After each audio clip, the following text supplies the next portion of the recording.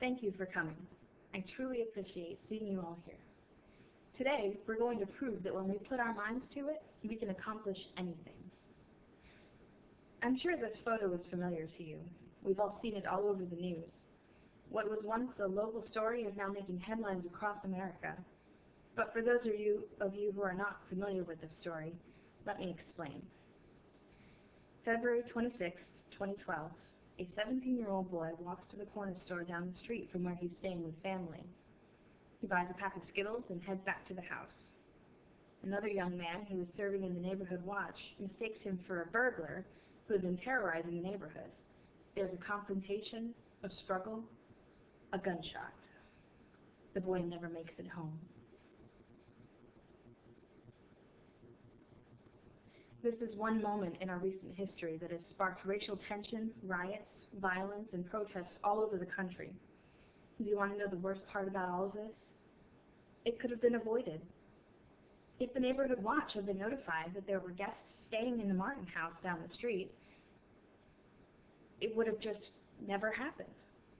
Now Trayvon Martin is dead, and George Zimmerman is in police custody. The details of this story are still under heavy debate, but the simple fact is a simple phone call, a note, or an email message could have prevented this whole terrible tragedy. Trayvon and George are victims of one of history's most common tragic mistakes: miscommunication.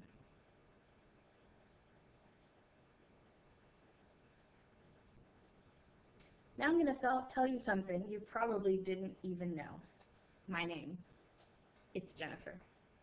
I've lived here for 5 years on Ledgewood Way in the White House with hibiscus out in front, roses in the back, and my fiance and some chihuahuas and some cats on the inside. You may have heard the dogs barking or seen me walking up and down the road. I wave, you wave. It's all very friendly. Now, I'm not picking on anyone here. I mean, you might not know my name, but I certainly don't know most of your names. I know that there's a guy down the street named Mark. I can't remember his wife's name. There's the tall guy down the road and the lady with the Humvee. That's about the extent of the knowledge of my neighborhood. In 5 years, that's all I've been able to come up with. And did you know my name? Did you know that my fiance has a license to conceal and carry a weapon? Simply getting to know your neighbor could prevent another terrible tragedy like the one that befell Trayvon and George. We can all take a step further. Let's exchange information, communicate, and cooperate. I'm here today to propose a new way of thinking and action.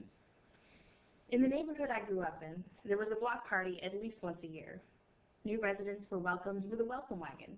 A family selected to show the newcomers the ropes, to tell them which stores in the area had the best prices, which neighbors had the tallest ladders, and who was generous with their fruit trees.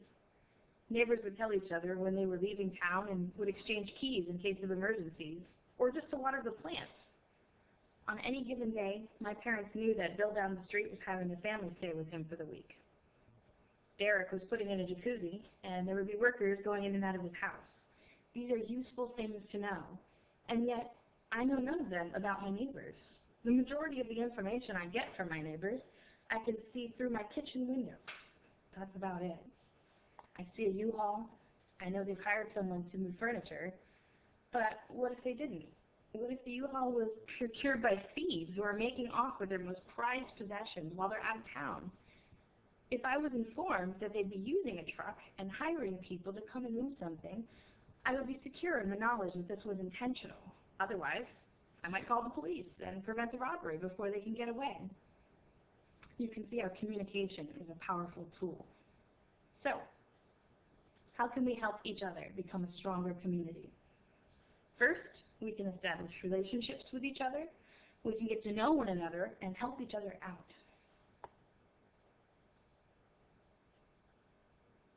This is Harry, known to the residents of Friendship Heights as Harry the Handyman, or Harry the Hammer. He carried a hammer on his side all the time. A few dozen houses in his neighborhood are better because of him. He specialized in helping widows stay in their houses instead of going off to a retirement home where they'd be taken care of. But he helped them take care of themselves. He installed railings, he made repairs, and was generally as nice and helpful as a neighbor could be. The neighbors who had received his help began putting up signs in their front yard that said, "Harry was here." Harry died March 16th at the age of 67 of cancer. His neighbors' signs remain as a tribute to his goodwill and charitable nature. Only now they bear the phrase, "In loving memory," and they have a black ribbon on the corner. Stories like Harry's are an inspiration to me. Of course, not everyone can be like Harry. We have jobs, kids, lives, chihuahuas. But his spirit is the important part. If we were all a little bit more like Harry, the next time we have a problem, instead of dealing with it ourselves or calling someone to come and fix it, we could ask a friendly neighbor for help and do the same when asked in return. Michael Wolak, a socioeconomist at Brown University, says, "The well-connected are more likely to be hired, housed, healthy, and happy." I'm inclined to agree.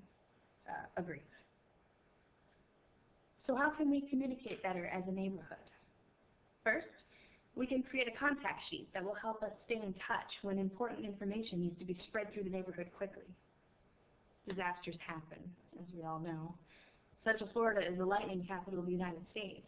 More injuries and deaths occur in this part of Florida than in any other state in the country. Hurricanes and tornadoes pop up frequently and leave a trail of disaster in their wake. Heart disease and stroke victims are at an all-time high, and accidents can happen in your home, outside of your home, at any time. An emergency contact sheet will give the people you live nearest to quick access to important information that can keep you alive. Allergies, heart problems, epilepsy, diabetes.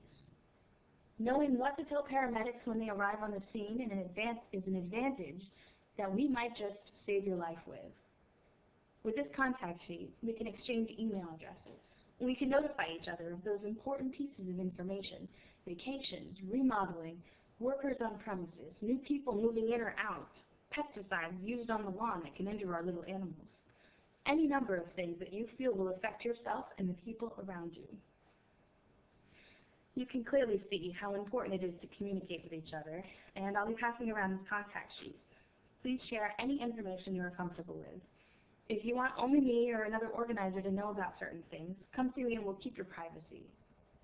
Completing this contact sheet is a great start. Well, we're just about ready to wrap this up, and I know that with your help, our neighborhood will be well informed and become a stronger community.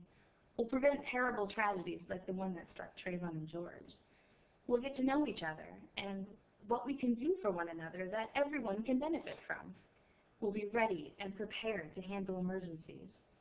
With increased communication and the completion of this contact sheet, our community will be the safest and strongest possible. Let's all get to know one another. I'm Jennifer. It's nice to meet you.